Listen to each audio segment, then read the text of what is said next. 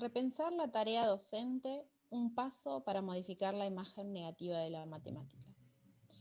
No es raro que durante una conversación con un amigo o un pariente te pregunten, ¿qué estudias? A lo que contestamos obviamente con orgullo, profesorado universitario de educación superior en matemática. Y no es extraño que ante semejante respuesta se produzca un silencio seguido de gestos de sorpresa en quien te pregunta, y al que le vienen en su cabeza recuerdos no tan gratos, en su mayoría, de su relación con la matemática en su paso por la escuela. Inmediatamente vienen reacciones como, yo me la llevaba siempre, la matemática no es lo mío, el profe era bravo, me enseñaron cosas que después no apliqué en mi vida. ¿Para qué me sirve saber de memoria la fórmula de la resolvente? Etcétera. Y claro, uno en defensa de las matemáticas y en un acto por defender su importancia, responde dando ejemplos emblemáticos de su aplicación, en la construcción de edificios, si hiciste mal un cálculo y se cae, en la tecnología, si te dedicas a la computación, tenés que saber mucha matemática, etc.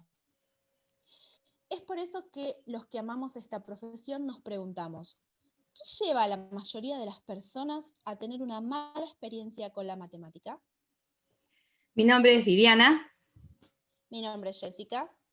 Y somos alumnas del último año del Profesorado Universitario de Educación Superior en Matemática de la Universidad de General Sarmiento, con sede en la ciudad de Polvorines, en Buenos Aires. Lo que vamos a compartir se enmarca en la materia Residencia 2, en la que, poniendo en práctica saberes y experiencias en planificación y armado de consignas matemáticas, adquiridas en enseñanza a la matemática 1 y 2, aportamos nuestro grano de arena en un intento por cambiar esa imagen negativa de la matemática. Una imagen que, según Paul Ernest, resulta un gran mal social, puesto que evita que todos puedan acceder a ella e impide su participación en la moderna sociedad democrática. Esta imagen popular, negativa, de la matemática tiene que ver con una filosofía que Ernest denomina absolutista. Tiene que ver con una matemática que se ve rígida, fija, lógica, absoluta, abstracta, que no depende de valores ni culturas. Por otro lado, la filosofía falibilista propone ver a la matemática como producto de procesos sociales, algo falible y sujeto a revisión constante. Es decir, que le confiere a la matemática una imagen con un carácter más humano.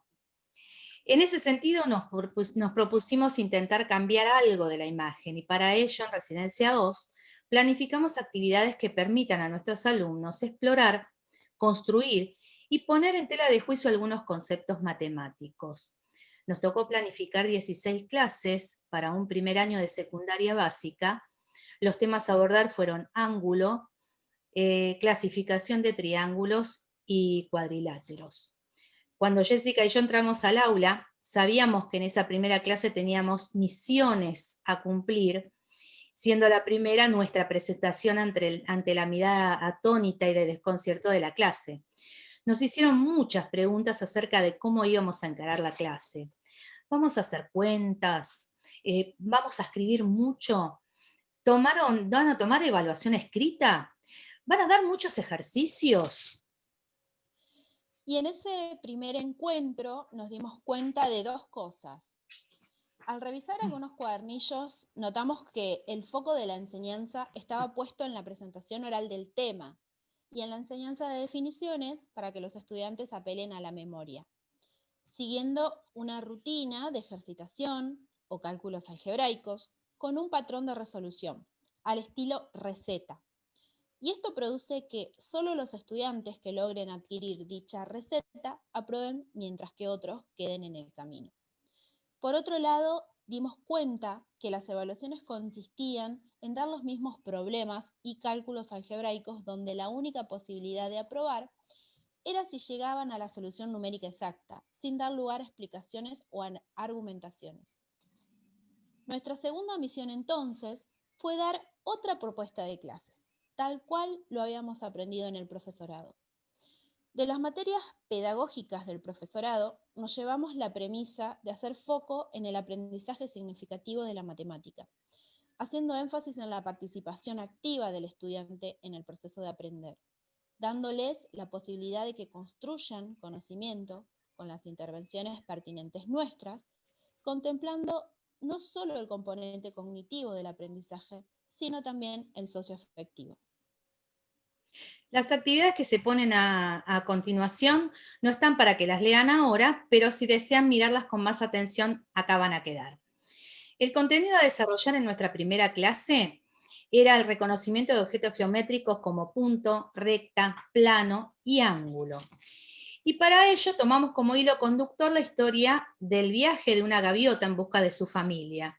El relato de su viaje dejaba pistas para que los estudiantes, con intervenciones pertinentes de nuestra parte, pudieran hacer analogías entre un desierto de extensión infinita y un plano, entre un grano de arena y el punto, y entre la disposición de los granos de arena, indicando un camino, y la disposición de puntos para describir una recta.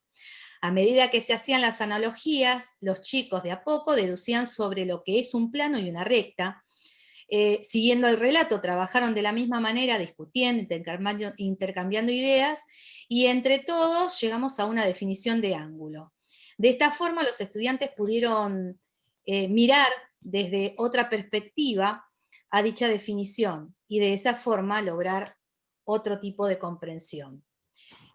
Nos dimos cuenta que ese era el camino a seguir, nuestro norte, diseñando actividades donde cada estudiante pudiera, a partir de la exploración, lograr los objetivos que habíamos propuesto para cada clase.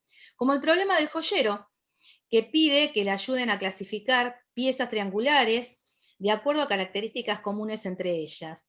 De esta manera, los estudiantes crearon distintos criterios de clasificación, de los cuales, luego de una puesta en común, surgió una clasificación de triángulos que ellos mismos propusieron a partir de los ángulos de las figuras que allí se exponían.